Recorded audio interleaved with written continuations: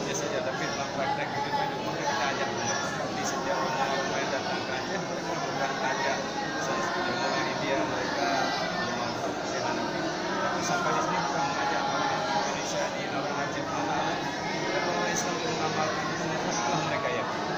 Tidak kita datang ke nilai, kita bukan mengajak mereka kita menghormati kita, tapi kita mengajak mereka bagaimana amal-amal agama ini menunjukkan dalam kehidupan masyarakat. Terutama di sentralnya daripada masjid. Di masjid-masjid kita mengharapkan semua masjid itu hidup seperti masjid di zaman Nabi, di Masjid Nabawi.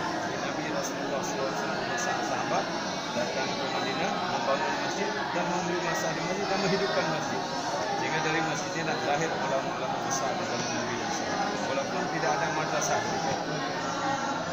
Jadi berapa lama durasinya Pak? Apa mereka 3 bulan, 3 hari atau begini? Ini menurut kemampuan biaya masing-masing. Karena kita usaha dakwah itu kemampuan biaya masing-masing. Kebiasaan setiap bulan 3 hari posisikan masa khusus berziarah ke desa-desa, membangkitkan semangat orang di desa yang datang untuk menghidupkan amal-amal masjid. Dan ada juga yang ada kemampuan orang di 10 hari. Biasanya setiap bulan 3 hari, setiap tahun 40 hari. Semua hidup paling kurang pernah kita beri masa untuk perjuangan agama selama 4 bulan. Yang inti pertama untuk diri kita, dan kita mengajak orang-orang Islam bersama-sama memperbaiki diri. Kehidupan Islam ini bisa wujud kembali. Setiap orang Islam merasa bahwa orang Islam ini saudara saya.